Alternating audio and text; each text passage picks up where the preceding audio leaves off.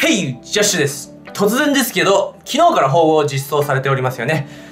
今日の動画はですね、その縫合に星の砂を使うべきなのか、育てるべきなのか、強いのかっていうことについてちょっとお話ししたいかなと思いました。結論から言うとですね、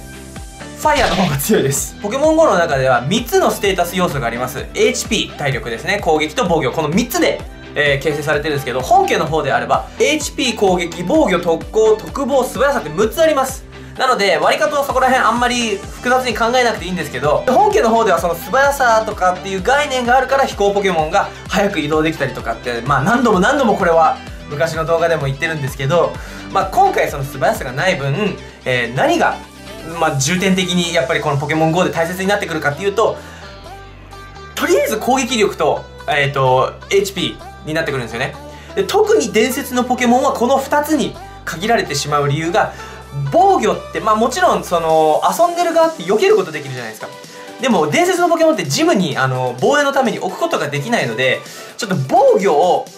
抜きの考えでちょっとやんないといけないんですよね。で、実際にこう皆さん昨日縫合ねチャレンジできた方は、そのソーラービームを打ってくる縫合だったりとか、鋼の翼を打ってくる縫合とかに多分出会ったと思います。それで自分がせっかく育てたゴローニャとか、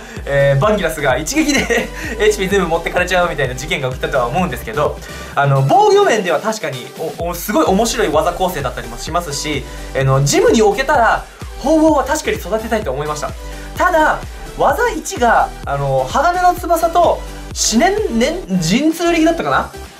そうです。神通力なんで、エスパーだから、その、格闘だったりとか、毒タイプだったかなにタイプ1をつけるんですよね。で、じゃあ、他に、その、エスパータイプじゃない、神通力じゃない技1ってなると、鋼の翼だったんで、それが氷タイプだったりとか、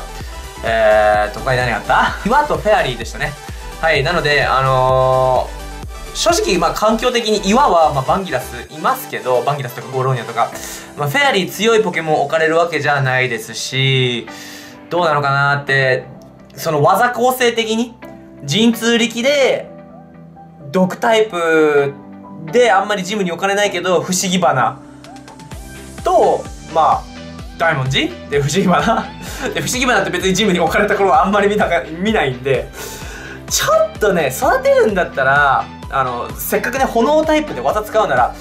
前にもねシルフロードっていうホームページ何回か紹介してるんですけど、ここに全ポケモンの攻撃力、防御力と HP について詳しく書いてあったりとか、その最高個体値マックス CP についても書かれてるんですけど、鳳凰は攻撃力239なんですよ、ステータス上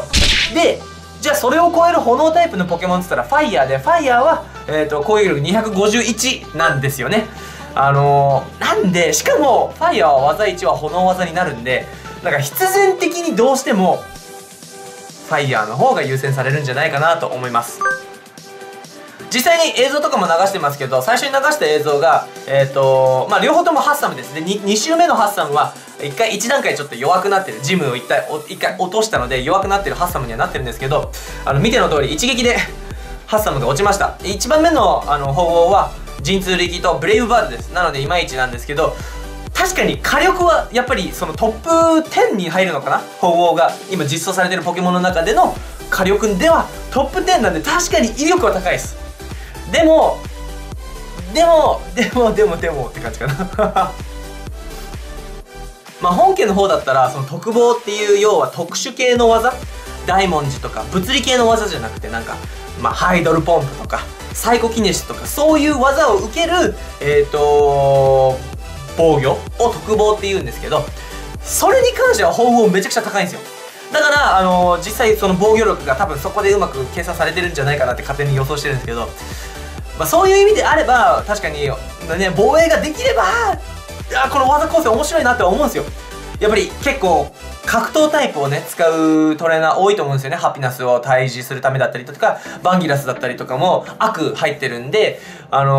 っぱりね、なんだかんだやっぱりこのエスパーはね、防衛におければ強いなって。だから確かにレイド戦の相手をするのは確かに強いんですけど、やっぱり何度も言いますけど、ちょっとあんまり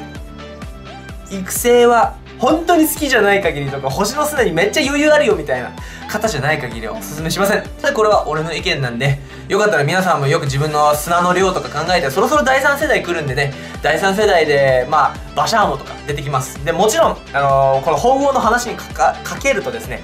バシャーモも正直、多分怪力の方が格闘としては強いでしょっていうところはあるんですが、